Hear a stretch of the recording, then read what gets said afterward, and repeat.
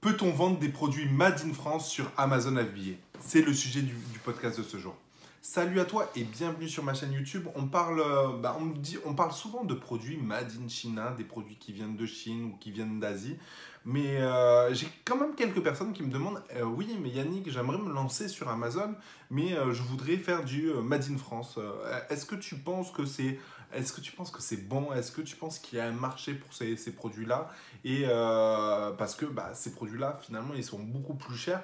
Ils sont certes de meilleure qualité, mais ils sont beaucoup plus chers.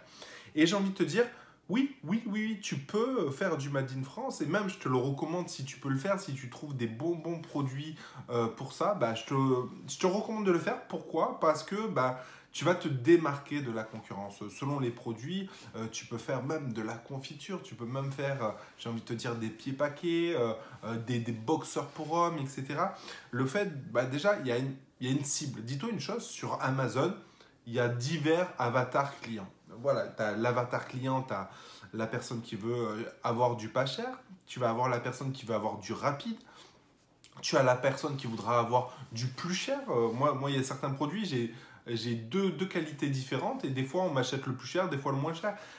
Vraiment, ça va être par rapport à la sensibilité de la personne. Il y a certaines personnes qui voudront vraiment payer plus cher parce que voilà, le produit est pour eux, ils estiment que c'est de meilleure qualité. Il y a certaines personnes qui voudront des produits Made in Europe, donc fait au Portugal, fait en Espagne, fait en Allemagne ou même en France. Et tu as des personnes voilà, qui voudront du Made in China parce que ils veulent du prix et ils veulent du pas cher et voilà.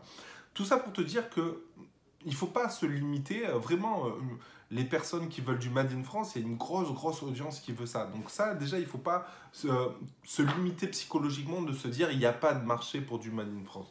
Après, tout dépend comment tu vas le mettre en avant, tout dépend comment tu vas faire tes photos, tout dépend comment tu vas écrire ton copywriting.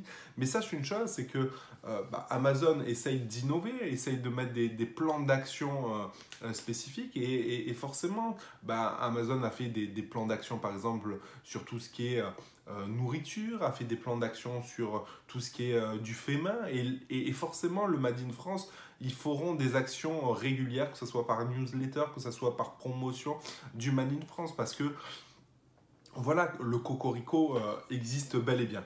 Donc voilà, pour répondre aux personnes qui m'ont posé la question, parce qu'il y en a de plus en plus, vous pouvez faire du Made in France. Le gros avantage du Made in France, c'est que si en face vous avez affaire à des petites structures, des petites usines, etc., vous pouvez peut-être négocier les quantités. Le gros avantage, c'est que le délai de livraison et de réapprovisionnement sera beaucoup plus rapide.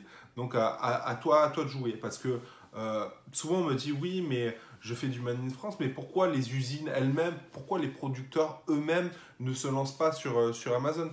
Parce que c'est pas leur métier. Un producteur, ce qu'il sait faire, c'est de produire justement. Voilà, il sait produire son fromage, il sait produire ses pieds paquets, il sait produire son vin, sa confiture, etc. Mais il n'est pas forcément un bon web marketeur et il ne connaît peut-être même pas cette opportunité qui est Amazon. Donc j'ai envie de te dire, voilà, c'est bien pour toi. Du coup, ça lui ouvre une opportunité de toucher d'autres clients, une autre clientèle.